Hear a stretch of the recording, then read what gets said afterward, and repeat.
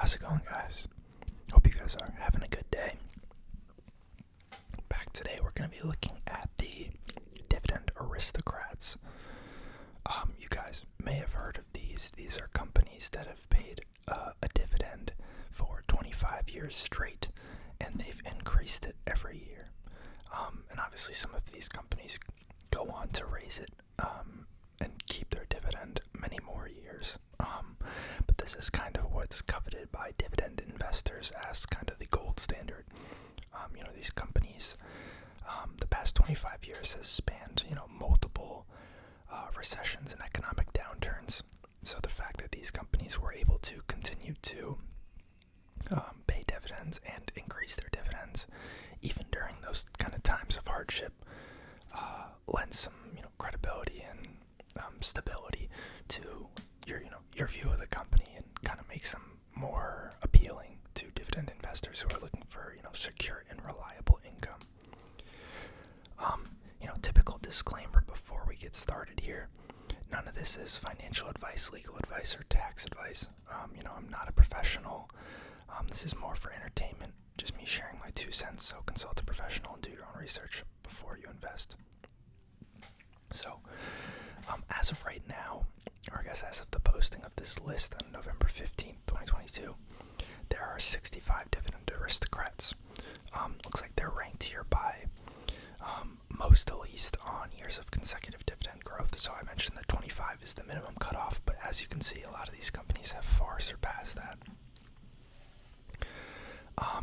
I know some of these companies I'm not going to be too familiar with.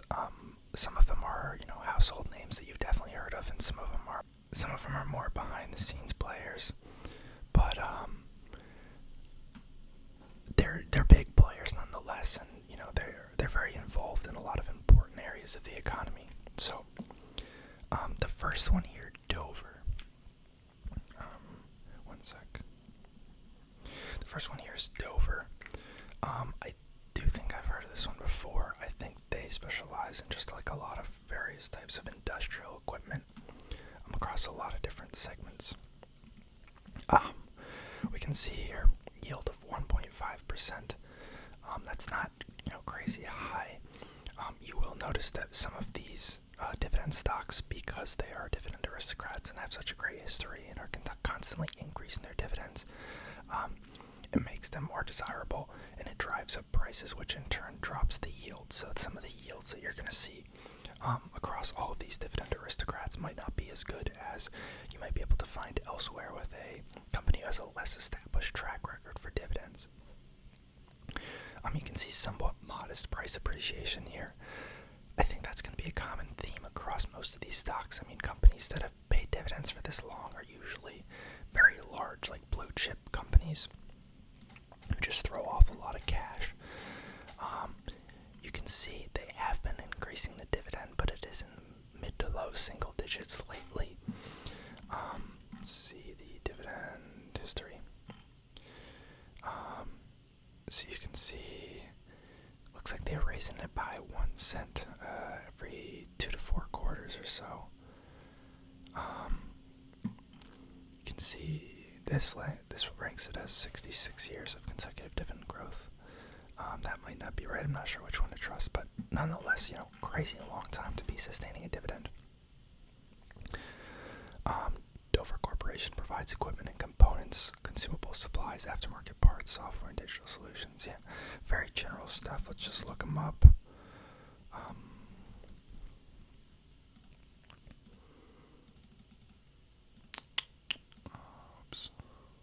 Segments. Okay.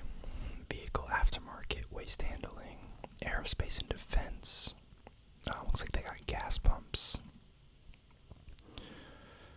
Imaging software, marking and coding, traceability, textile printing, pumps,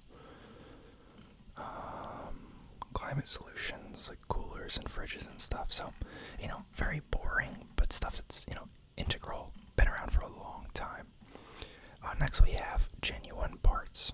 I do also think I've heard of this one. I think this one is specifically car parts. Let's see. Yeah. Okay.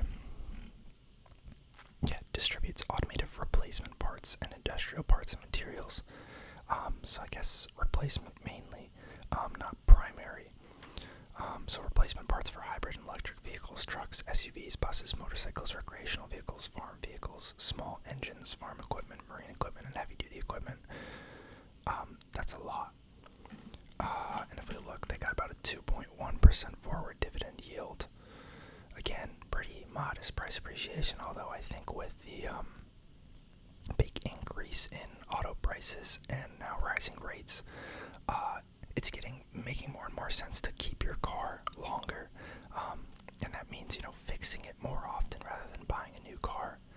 So that's probably one of the reasons why it's seen a pretty decent year, past 2 years or so, when the overall market has been down.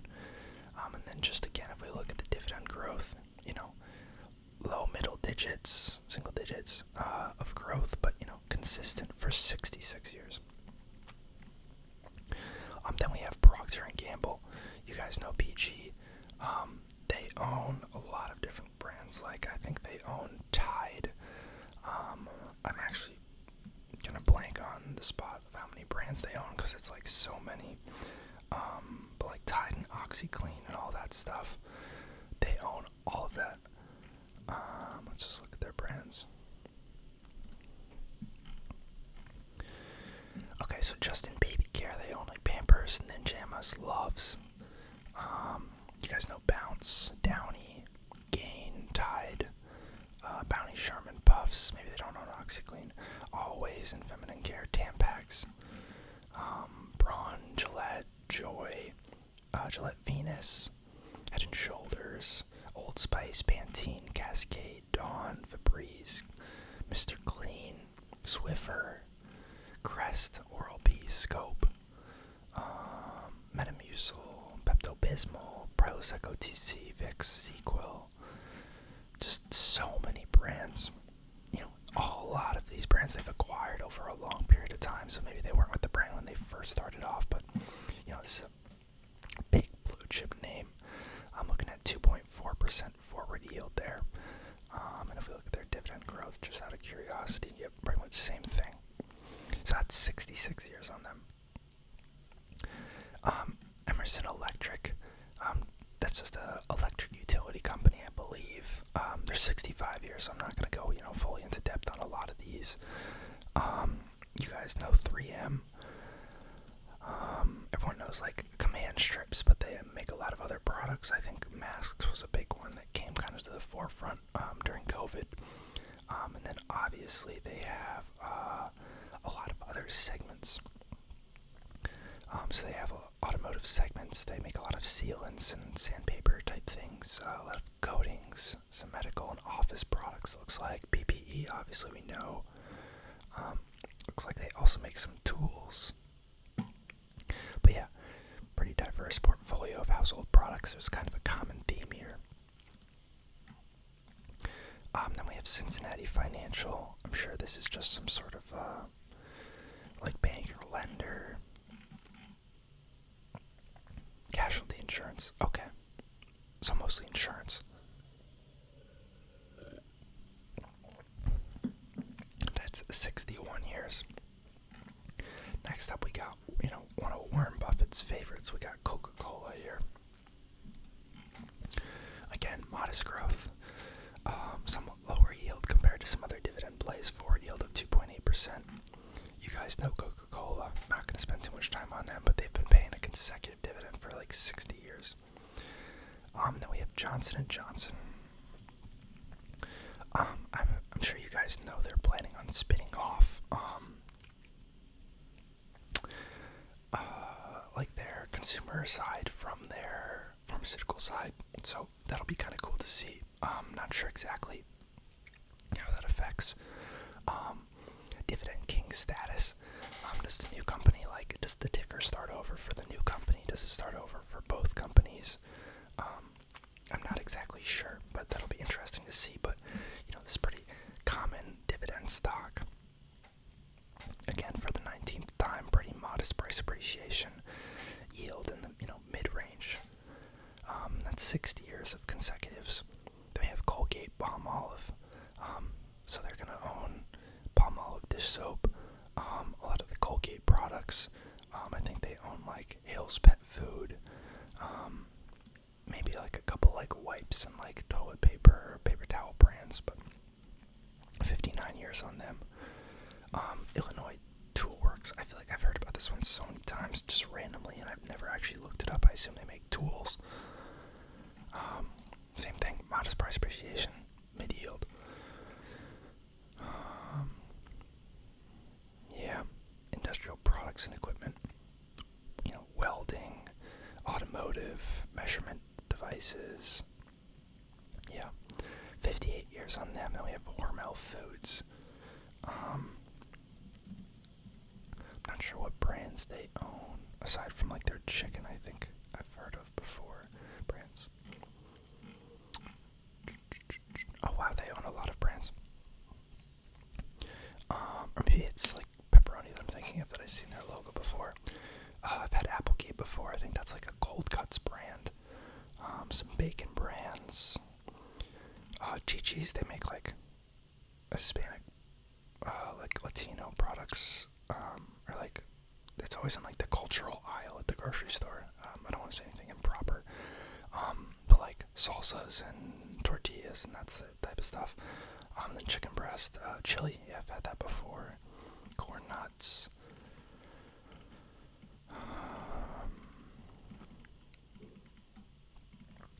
I think this is like a ground turkey company. I think that's also Cold Cuts. They own Planters Peanuts, Hormel Pepperoni, Skippy Peanut Butter, Holy Guacamole. So, pretty big portfolio of brands. Looking at 56 years of consecutive dividend growth there.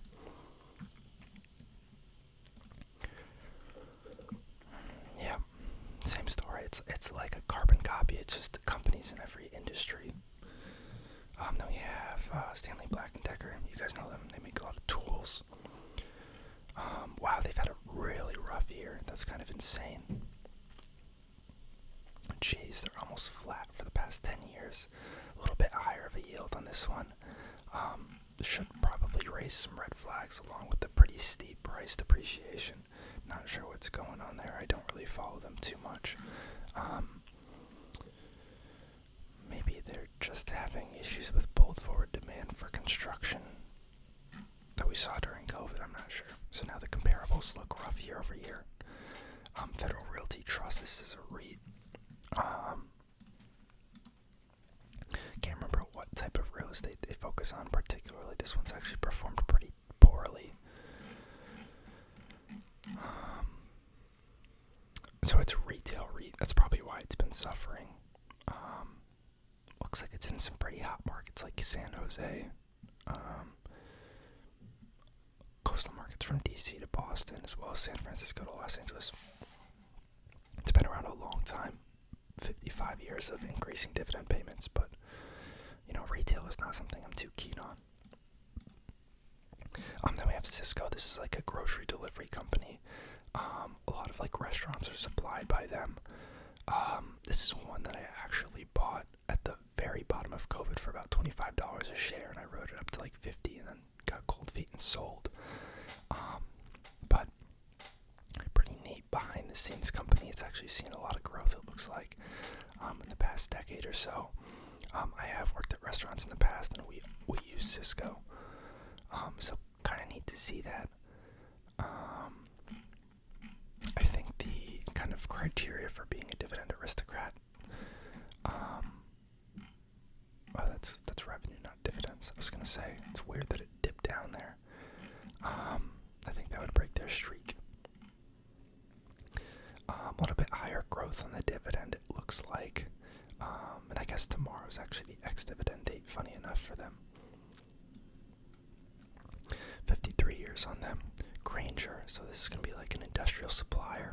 They make all sorts of products. You can go on their website, but think of everything like a business could need. Trash cans, mop buckets, shelves, beverage carts, desks, tables, chairs, like all types of that stuff. This is very similar to like a global industrial. Pretty low yield, but seen pretty good price performance here. safety and security supplies, material handling and storage equipment, pumps, plumbing, cleaning and maintenance supplies, metalworking and hand tools, etc., etc. 51 years. Becton Dickinson Medical Device Company. Pretty diverse portfolio here too. They spun off Invecta recently. Honestly, pretty poor price appreciation over the past years. Yield's pretty low now. But I guess that doesn't take into account the Invecta shares that got spun off, so you'd have kind of a special dividend of sorts if you were a holder of BDX before then. Very large company.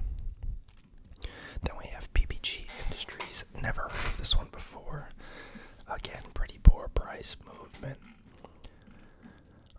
Looks like they make paints, coatings, and specialty materials, solvents, adhesives, sealants, sundries, and software for automotive and commercial transport fleet repair. Interesting.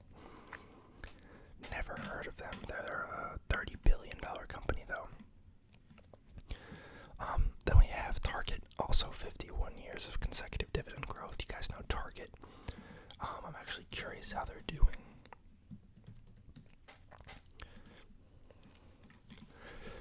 I don't know what happened there. It's a pretty nuts drop off. They're doing all right. I don't know. I really don't know what happened back in May. That's a tough look. Then we have AbbVie. It's a healthcare company. I don't know exactly what brands they make. I think they make some that you would see like in a CVS too, like a lot more of like a over-the-counter type stuff. Or maybe I'm thinking of Abbott. I honestly get the two mixed up sometimes. I think AbbVie is the more pharmaceutical one. Yeah, I think this is more pharma. Oh, Abbott right here. Yeah, let's see what Abbott has. I thought Abbott made like COVID tests and like baby formula and stuff.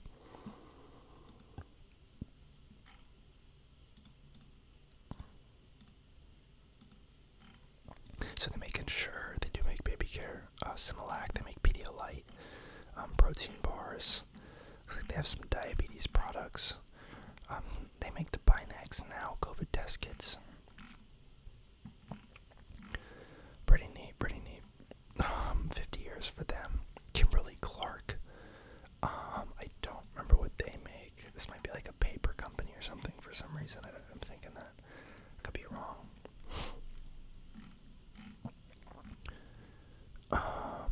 Okay, yeah, Consumer Tissue. I think they own. Do they own Kleenex?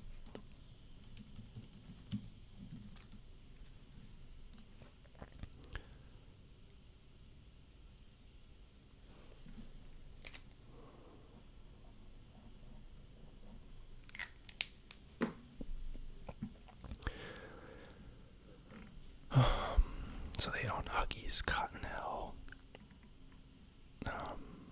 I forget what that name is, but they make tampons. See all. They own Scott's. Okay. Huggies. They do own Kleenex. There it is. Pull-ups. Okay, so some big names there. Then we have PepsiCo. You guys know Pepsi, 49 consecutive dividend years. Nucor. Is this a home builder? Oh no, steel products. Interesting. Okay, so it's construction. 49 years on them. Pretty low dividend, but decent price appreciation. S&P Global. It's the company that manages the S&P index. And they do a lot of like credit ratings and other stuff, I believe, for like risk analysis. Archer Daniels, Midland. I feel like this is also paper.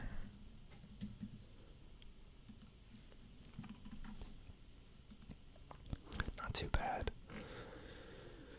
Oh no, okay, this is farm products. Okay. A lot of oils, wheats, corn, barley. Interesting. 49 years of consecutive dividend growth on them.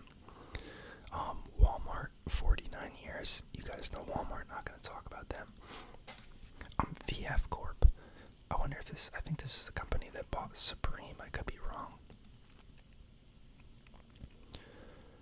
Wow, they've had a crap time. They're negative 18% for the past 10 years. Yield is above 7%. That just does not look good. Yeah, they own branded lifestyle apparel, footwear, and related products for men, women, and children. Let's look it up. Does VF Corp own Supreme?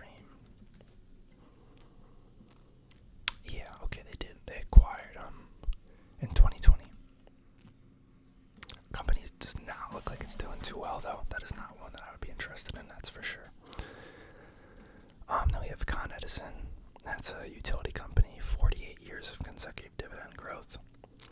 Lowe's, big rival to Home Depot, home improvement store, 48 years. ADP, automatic data processing. They do payroll technologies. That's 48 consecutive years. I did own them at one point. They're actually growing their dividend at a pretty decent rate. Then we have Walgreens, 47 years. Pentair. I've never heard of Pentair.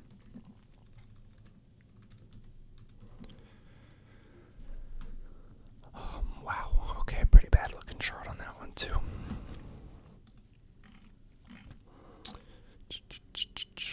What is this? Pool equipment. Okay. That's it. I guess they do water treatment too.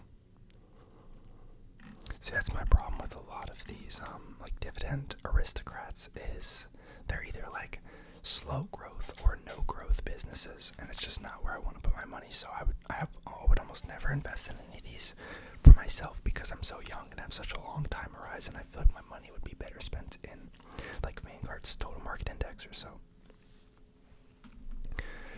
We have McDonald's, 46 years. You guys know McDonald's. Medtronic is a medical device company. Like a lot of devices that you'd see like embedded in people.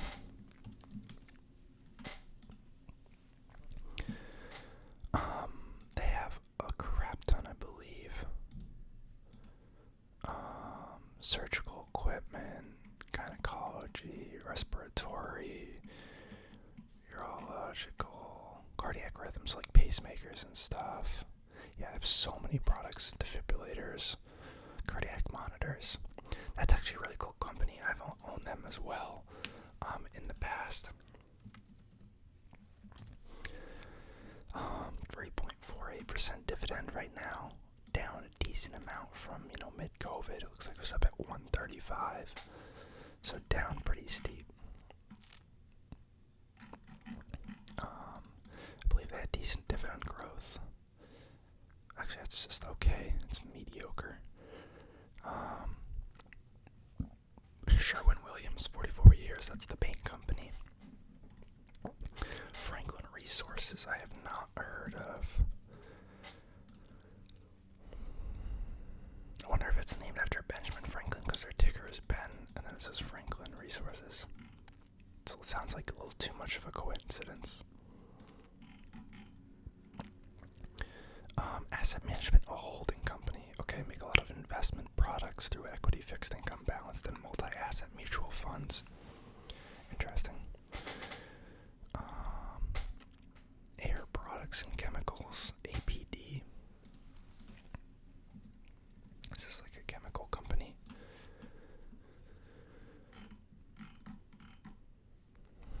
Yeah, specialty gases, equipment, and related services.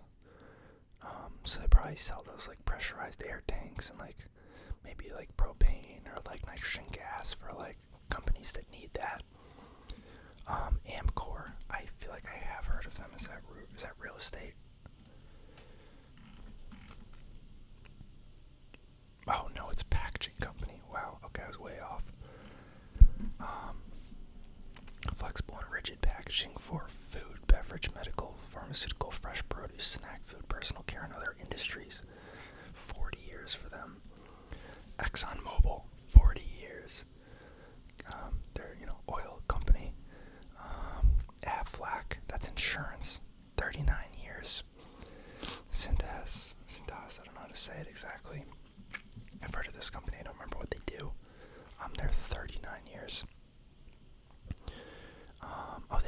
uniform garment, like laundry services, that type of thing.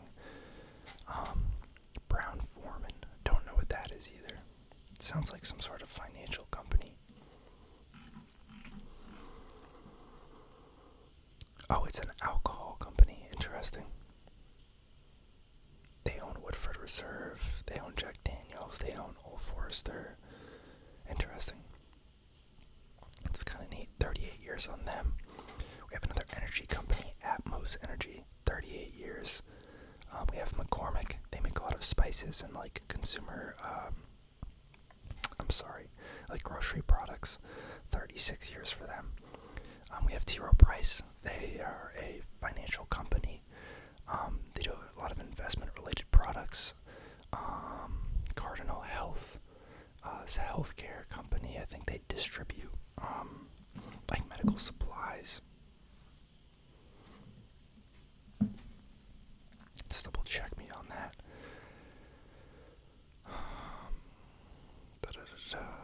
Distributes branded and generic pharmaceutical, specialty pharmaceutical, and OTC healthcare and consumer products. Yep.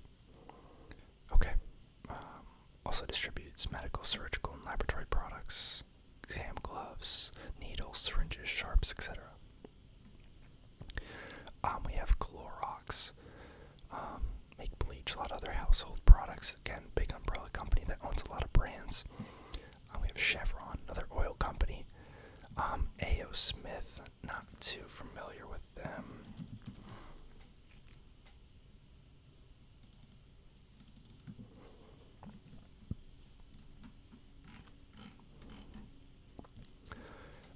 Okay, another. Oh, actually, this is more of like an equipment play. Looks like they make like boilers, heaters, tanks, etc. Okay, that's kind of cool. Ecolab, I have heard of before. They make a lot of like industrial products. Yeah, they were big during COVID because they had like a bunch of disinfectants and like sanitation products. I want to say like Bill Ackman or someone was like huge into them at one point.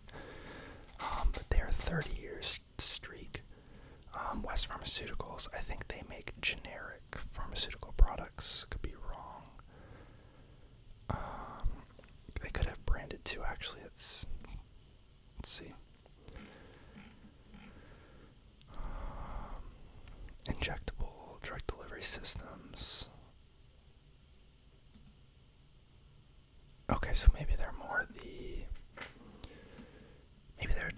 the delivery methods, and then they market that to companies that make actual drugs. I'm not too familiar with it. Been around since 1923, though. Wow. Robert Technologies. I think this was like a meme stock at one point, maybe just for the name alone. Basically, no yield. Software-related solutions. Bunch of different products related to the cloud and online services. Not gonna read all that. Then we have Lind. I want to say this is a chemical company too, but I'm completely guessing there. Yeah, more gases. Oxygen, nitrogen, argon, rare gases, carbon dioxide, helium, hydrogen, etc., etc. 29 years on them. Then we have Caterpillar. They make the construction and farm equipment. Chubb, I think, is a financial company, if I'm right. I always see them advertising at like sporting events. Insurance and reinsurance. If you guys aren't familiar with reinsurance, like insurance companies will buy insurance from other insurance companies to insure their own risk. So it kind of distributes some of the risk that is inherently taken on, maybe if you're heavily concentrated in a certain type of group that you're insuring.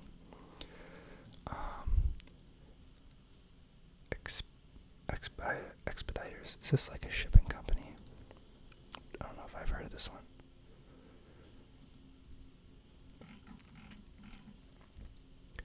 Logistics. Okay. Don't think I've heard of them, but they're a pretty big company. $16.7 billion. It's pretty neat. sometimes I like to just read these lists because you find stuff that you've never even heard of, or that you didn't know it was like owned and consolidated under one company, and there you are, you have a $17 billion logistics company that I've never heard of. Another insurance company, Brown & Brown, 29 years. I don't know how to say this. Albemarle Corp.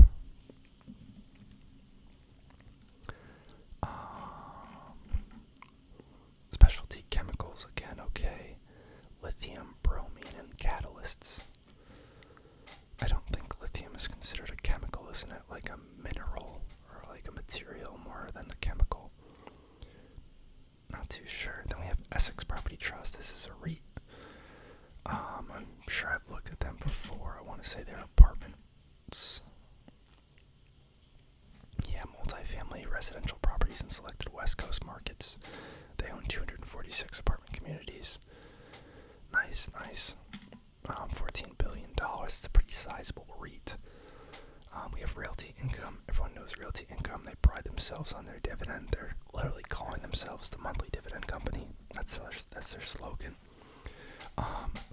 This one I have had my eye on a little bit. I mean, I do think their portfolio is really nice. They have some segments that I'm not super happy about, like movie theaters was a big segment going into COVID, and I don't think they've fully recovered from that, as well as just some exposure to retail. But a lot of their properties are anchored in vendors like 7-Eleven, FedEx, UPS, those type of companies.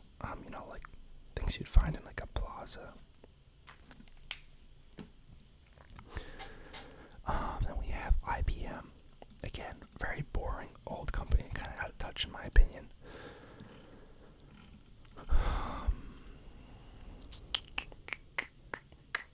Red Hat, I've heard of that. Yeah, I mean, I'm not going to claim too much to know about their business model. NextEra Energy is another one that I owned at one point. This is a energy company, obviously, but I think they have a big emphasis on renewables. So you can see wind, solar, nuclear here, in addition to the traditional coal and natural gas, such as renewable generation facilities, battery storage projects.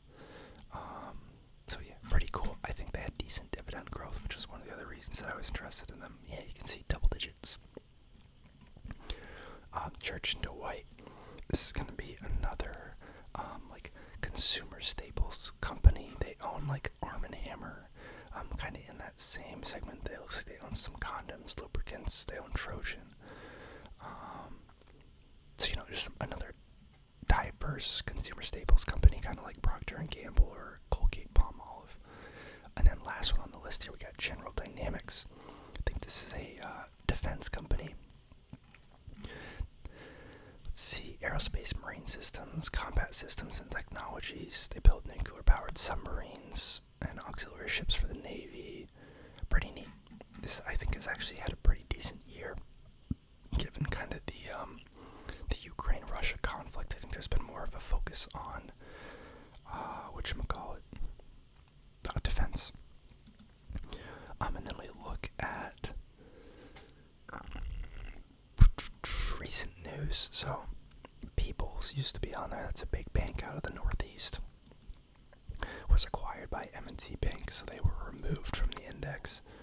And AT&T used to be on this list, but in February they announced plans to reduce its dividends, so they were removed from the list. And Brown & Brown and Church & Dwight were added just recently, I guess. It's weird that they're not at 25 years. Then why did they not get added right as they hit 25? But pretty cool. Hope you guys enjoyed looking at that. I do think if you're interested in like stable long-term income, there are some companies there that could pique your interest. But let me know your favorites. Let me know if you're holding any of them, and I'll see you all next time.